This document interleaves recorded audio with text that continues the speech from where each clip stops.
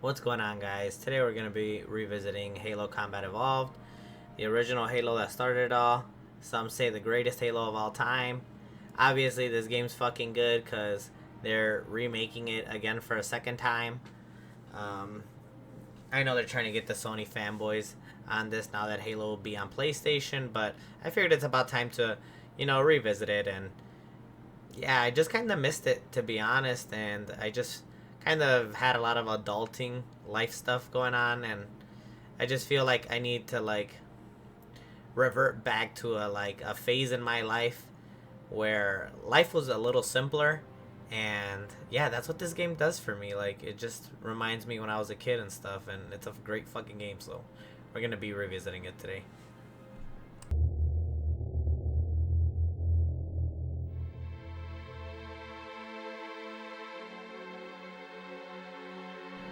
That first cutscene to start the game, like setting up the world and everything, is just so amazing. It's such a great way to start the game. This game has one of the best starts of any Halo game ever, best first mission ever, and to think these graphics came out 24 years ago, and yeah, they look a little outdated now, obviously, but for the time being, this was like top of the top, amazing, like out of this world graphics, and it's still nice to revisit. Another thing that I just appreciate now from like a gaming aspect that maybe I wouldn't have appreciated back then is just the fact that like all these characters that you meet in this first mission, Cortana, Captain Keyes, Sergeant Johnson, they're all like amazing characters. Like, you're behind the captain, like, sir, yes sir.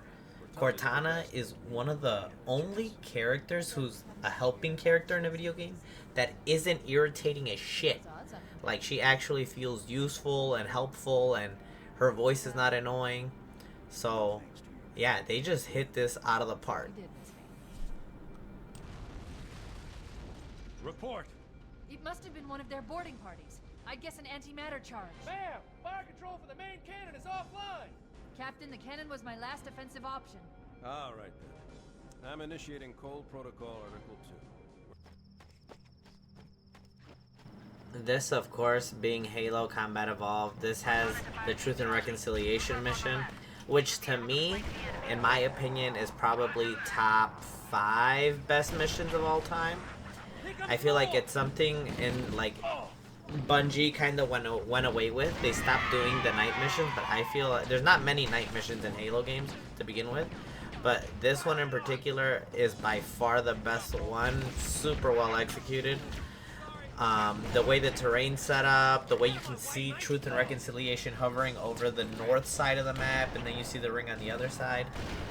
Absolutely amazing map design, and yeah, it's just probably one of the funnest missions you can have in Combat Evolved, because in many areas of the mission you can also decide to be stealth, or you could go guns blazing and get everybody's attention, but having that ability to stay stealth and pick the enemies off one by one is always cool, that they give you that, choice to do. And man, the way the music kicks in at the right times and just leads to a fucking amazing game. Halfway through the game, you meet 343 Guilty Spark, and he's quote-unquote helping you get rid of the flood and not really telling you the whole truth. And you get to this cutscene, and it's basically him leading you the way to blowing up the ring, which will blow up like everything within a whole bunch of light years, realizing you'll blow up the earth and stuff.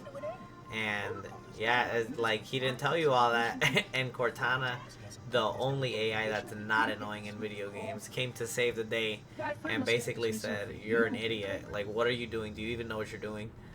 And basically calls 343 Guilty Spark out, and it leads to like a great dynamic, because you're like Angel Cortana, who's like sent there to help you, basically treats you like you're an idiot, which you kind of are.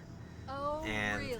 yeah, talk shit to 343 Guilty Spark, and I it's spent awesome. the last 12 hours cooped up in here watching you toady about, helping that thing get set to slit our throats. Hold on now. He's a friend. Oh, I didn't realize. He's your pal, is he? Your chum?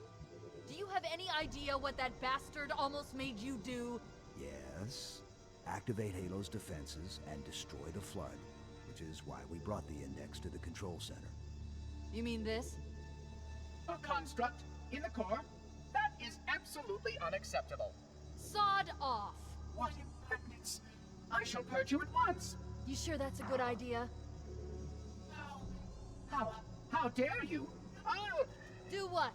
I have the Index. You can just float and sputter. Enough!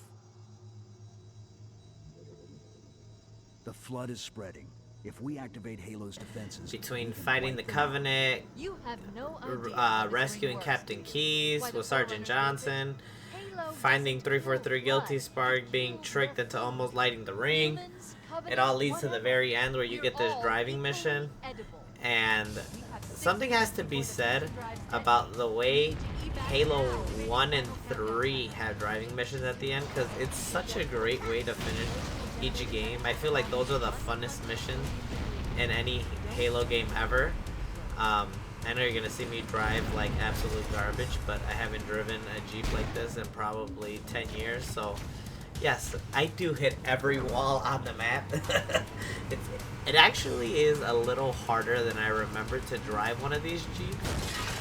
If you're one of those people who's about to go in the comments and say you can drive a Jeep perfectly without hitting any of the walls, without having played for the past 5 to 10 years, I just want you to know that you're a liar, and ain't nobody believing that, because driving this Jeep is not easy at all.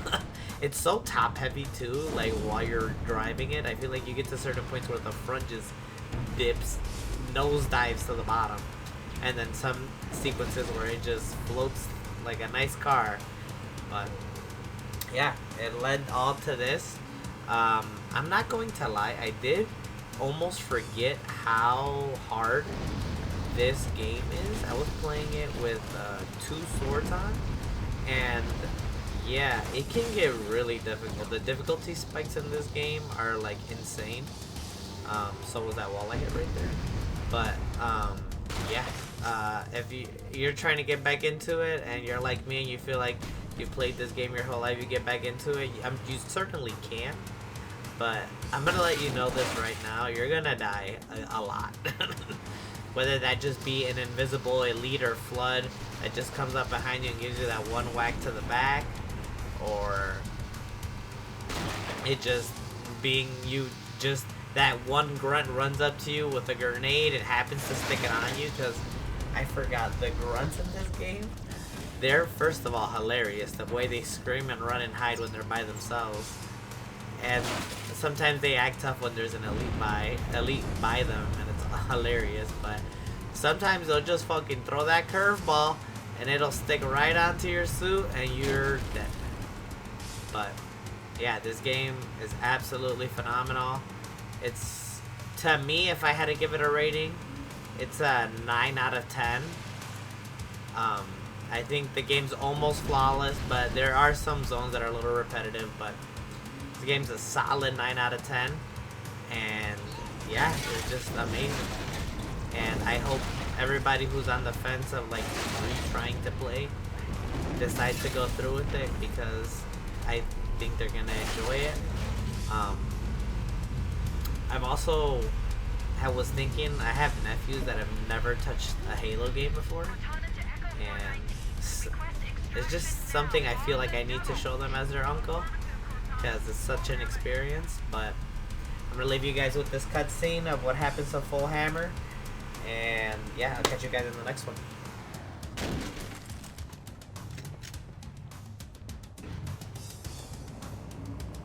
Wait, stop. This is where Fohammer is coming to pick us up. Hold position here. Cortana to Echo 419. 2 Covenant Banshees are approaching on your 6. Evade. Say again, evade.